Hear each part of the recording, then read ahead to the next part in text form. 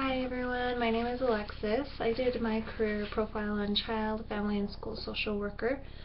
I don't know anyone in this career, but as I was looking into the different options to research, this one looked really interesting to me, so I decided to do my career profile on it. The organization that I found was the Department of Home Services, and this is a very typical workplace for someone in this career.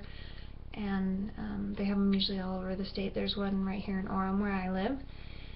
And so this job is typically, you're just helping people, you're assisting them with their, like, any issues that they're having in just their everyday lives.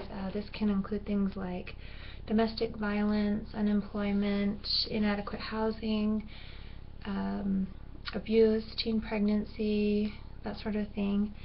And they also do things like help single parents find daycare options if needed, or help them find a career, kind of help them get back on their feet.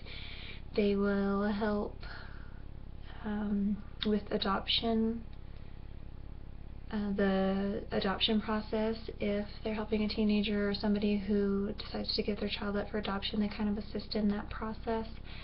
With all these other people, you know, the people that are involved in drug abuse and violence, they're there to really take care of them, help them with their issues. So it's really important that someone in this career be a good listener, really sympathetic, and just give them the time that they need. So they usually work in like a residential home or just an office. If they are going to work in a school, it is usually required to have a master's degree, or if you're going to be a clinical social worker, it requires a master's degree. But these other work environments usually only require a bachelor's degree. They usually work a typical 40-hour work week, 8 to 5, 9 to 5, and so it is good for families. Usually, they're home in the evenings. However, if they're meeting with a client who wants to meet at night or during the weekends, then they may have to stay extra hours or work on the weekends a little bit.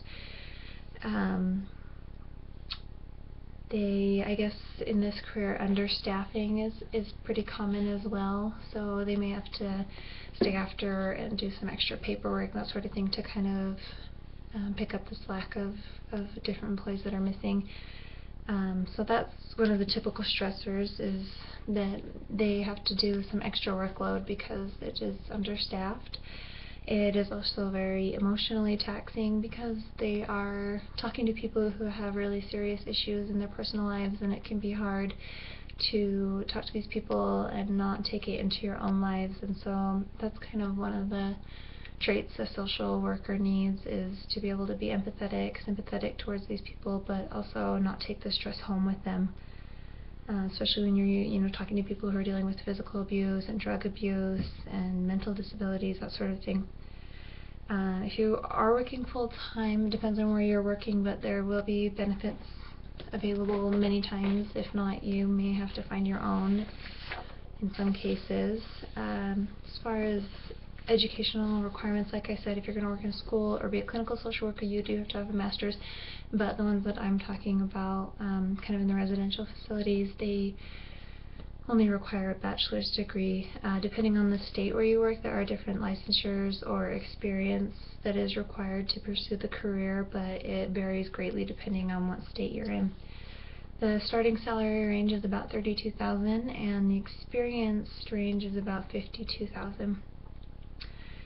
It is a growing career. It looks like it's supposed to grow about 12% in the next 10 years, so hopefully there's a lot of job opportunities in this field.